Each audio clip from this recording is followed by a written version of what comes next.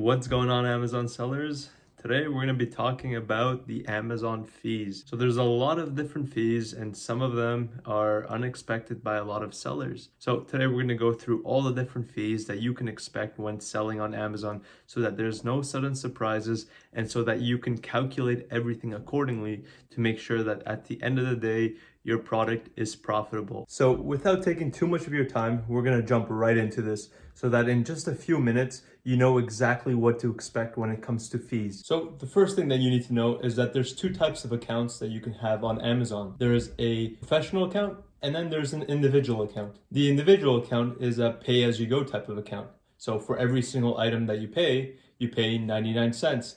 The professional account, you pay a standard $39.99 per month. If you're just starting off and you're not sure how your Amazon journey is going to go, or you just want to get a feel of how the Amazon platform works, then maybe you can sign up for an individual account.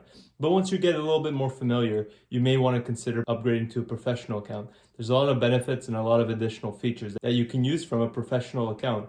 And we're going to go over some of these things. The first thing is that if you expect to sell more than 40 units per month, then right off the bat, it makes more sense to go to a professional account. If you've got an individual account and you're selling 40 units or more per month, then you're paying at least $39.60 per month if you're selling 40. So it's a no-brainer to switch over to a professional account so that you can access more benefits. So I just want to touch up on some of the features that a professional plan offers, just so that you understand what you're going into. So first of all, let's look at the individual plan. So both categories, individual and professional plan, you have access to 20 different categories. Now, however, with the professional plan, you have access to 10 additional categories that you can apply for. So some of the other features that a professional plan offers are better feedback management, better listing and inventory management, listing placement on the buy box, adding user permissions, and having sales tax calculations in the US. You can see that there's a lot of other features and benefits from having a professional account. And usually I would recommend anybody to go with the professional account. So moving on to the next step, you also need to understand that there's two different types of ways that you can sell on Amazon. You can fulfill the orders yourself, or you can have Amazon fulfill the orders for you. So one is considered FBA, which stands for Fulfilled by Amazon, and the other one is Merchant Fulfilled, which is also referred to MFN, or some people refer to as FBM. So depending which route you take, whether you want to fulfill the orders yourself, or if you'd rather have Amazon fulfill the orders for you, you will have different fees. If you decide to fulfill the orders yourself, then it makes sense that you don't have any fulfillment fees. However, if you want Amazon to fulfill the orders for you, it depends on the weight of your product and the size of your product. And I'm going to leave a link below in the description that will outline everything exactly so that you understand exactly how much your product fees would be. So next is the referral fees, and this is a fee that Amazon charges you for selling on their platform. So think of it kind of like a shopping center. If you sell inside a mall, you need to pay rent. So that's exactly what we're doing here, is we're paying Amazon a fee for selling on their platform. They direct the traffic to Amazon, we make the sales, and we pay them a commission. And usually this commission is 15%, but it can range anywhere from 6 to 45% depending on your category. But most of the time it is 15%, and you can double check this in a link below. And this 15% is based on the price that you're selling the product at. So if you're discounting your product from say $39.99 to $29.99, then the 15% that you'll pay is off the $29.99 price that you have set. So next is the fun one. So if you're fulfilling the orders yourself, then you're not paying any storage fee. So if you're taking the FBM route, the fulfilled by merchant route, where you're fulfilling the orders yourself, you don't have to pay storage fees because none of your products are at Amazon's facility.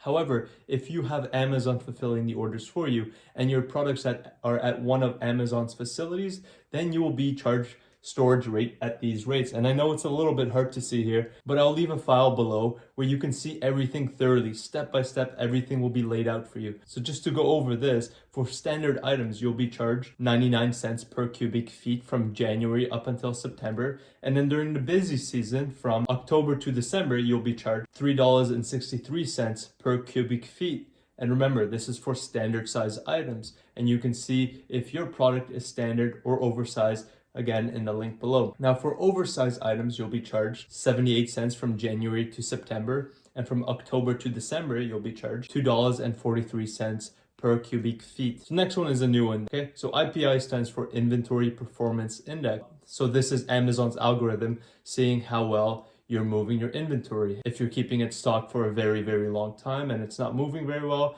your IPI score will drop. But if we see that your inventory is constantly flowing and you're restocking your inventory very smoothly, then your IPI score will increase. IPI score that you have may dictate how many units, or rather how much inventory you have at Amazon. So if your IPI score is below 450, Amazon may only limit you to 300 cubic feet in total. So if you have, say, 30 SKUs that you're trying to send to Amazon and you want to send, say, 200 units of each, then you might go well over your 300 cubic feet very, very quickly. And what happens would be that Amazon will charge you an increased rate of $10 per cubic feet for anything over. So for example, if you have a storage limit of 300 cubic feet and you go over just by 80 cubic feet, so you're at 380 cubic feet, Amazon will charge you your regular storage rates up until 300 cubic feet, and then they'll charge you $800 for just the excess 80 cubic feet. So $10 per cubic feet that you go over your storage limit. If you're fulfilling the orders yourself, then that's something that you don't have to worry about. So I know it might get really confusing. I'm going to attach a sheet below in the description that will lay out everything neatly and organized for you, so that even if you don't have your product right now, when you do have your product, say 3 months from now, you can pull up this sheet and you can calculate exactly what your fees will be. Now, I hope that this video was helpful, and if it was, give me a thumbs up, subscribe, and stay tuned for the next video.